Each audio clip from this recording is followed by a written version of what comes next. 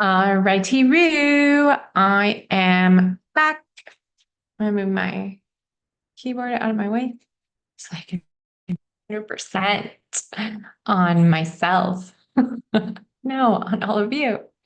Okay, so how did it go? Well, it went swimmingly. It went super duper.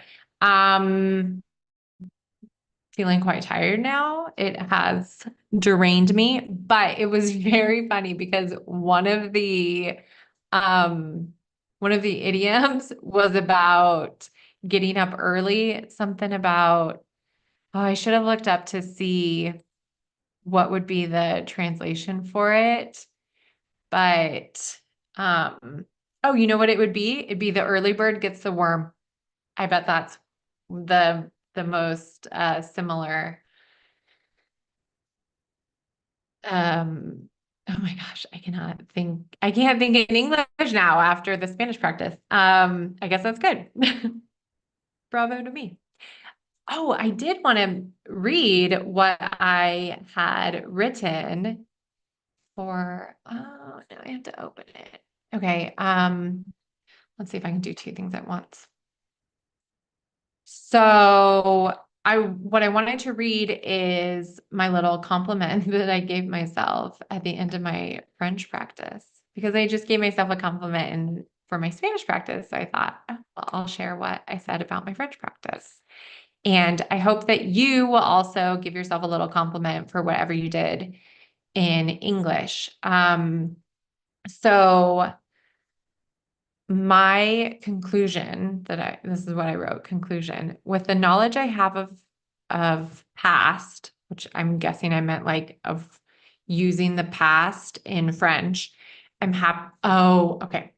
I know what this was about is because like imagine that you were doing this in English and which you did, and you wrote it with the past simple and or let's do the opposite. You wrote in most of your sentences in the present perfect, and you put it into Google Translator and it changed the majority of your sentences to past simple.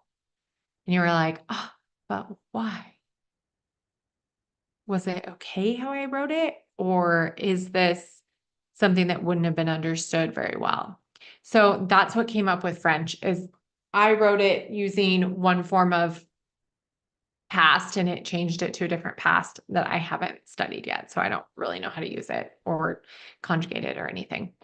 But so that's why I wrote with the knowledge that I have of using the past in French, I'm happy with what I wrote and that Google Translator understood me because even though it changed it, it understood what I was saying originally. So I guess I was understood. So yay, success.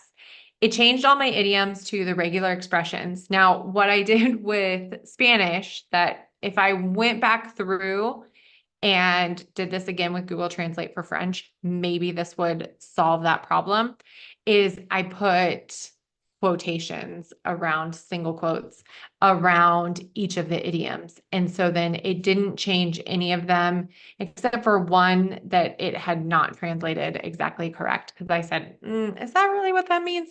It said that it was, there is no silver lining. And I said, that's not what I was trying to say. That actually is the opposite of the meaning I wanted. But then I did some more research. And I'm like, I think that the better translation would be every cloud has a silver lining, or when life gives you lemons, make lemonade. So like even with whatever you're given, whether it's good or bad, you can make something good out of it. And that's what I was talking about. Oh, because I actually used today as my inspiration because I said, oh, well, I'm doing more studying now that I have these concrete days that I'm kind of obligated to show up. And so then I actually do show up and I do the studying. Um, yeah. So I have this like external pressure that I put on myself and I'm very happy with it because it's going really well. We'll see what happens when we get into the deep start of the school year when things get a little more intense. But for the moment, yes, it's going swimmingly, as I said. Bum, bum, bum. So I changed all my idioms to regular expressions, but it still understood me to be able to change them, which I think I mentioned in either when it wasn't recording or in the other part. So this did show me, though, that I am interested to know more about the different types of past in French, that it piqued my curiosity. So now I'm like, tell me more, World Wide Web. And something that I found from Spanish that I didn't want to spend a lot of time searching for idioms. I went with almost the first thing I found that wasn't 500. I was like, there's no way I'm ever going to get through 500 to choose, five. So I found one that was for 11 and I went with that one.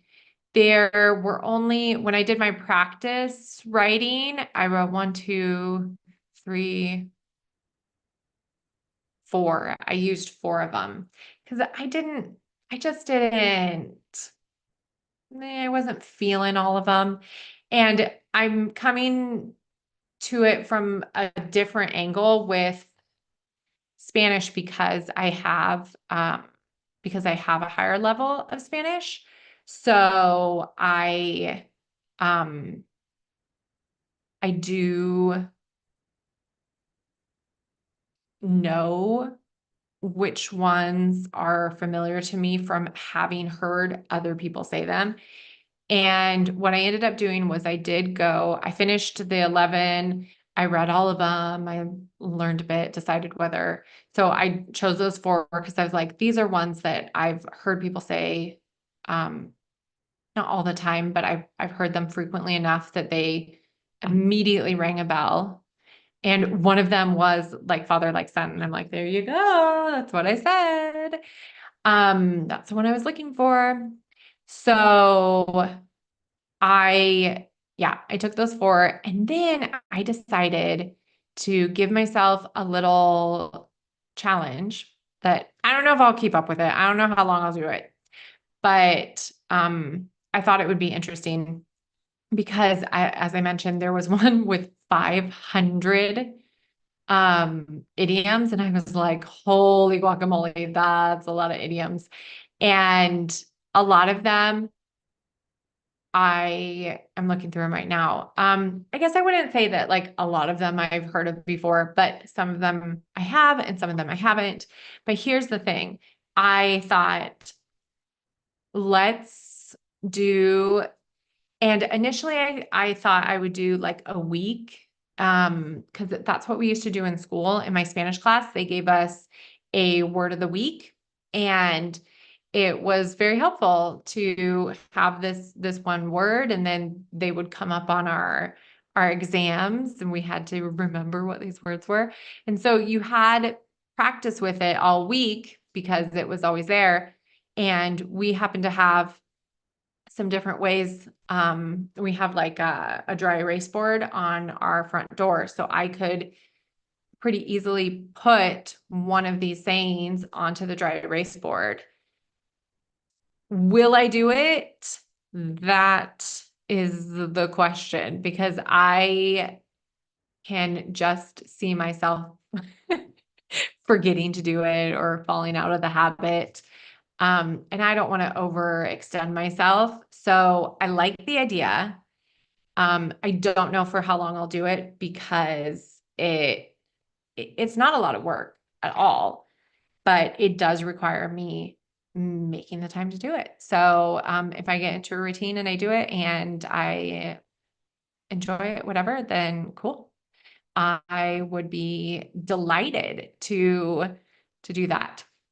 But here's like what the reasoning behind it is that I wanted to give myself the challenge of not having one on the door every week. No. The challenge of using them in conversation. Like this week is brought to you by, um, what did I say about the worm? I am clearly tired because the early bird has got the worm all week, and now this early bird is exhausted. So there, I remembered the saying.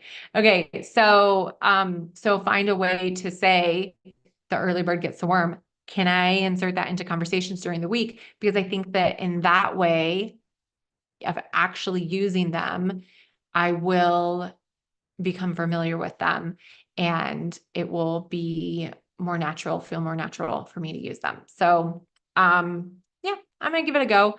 This is the end of the week. I did them today, so maybe it'll just be something that I do on like Sundays. Sundays could be a good day to put a new one on the board and just kind of like start the week. Instead of starting off on Monday, I start off on Sunday with the new idiom for the week. I don't know. What do you think? Do you think that this is a good idea? Should I give it a try? Would you give it a try? Let me know what you think. And yeah, I think that's about it for the recap of my practice session. So there you go. Hope that I have to figure out how to, mm, gotta figure out how to end this call. So, this is always the challenge, is it not? Um, just be entertained by me trying to figure it out. I am tired and I don't have anything more to share. Here we go. I found groovy. Oh no, they're making me fill out different things. Okay, before they let me end it. All right. Have a very happy weekend. And if you are practicing English this weekend, enjoy. Bye.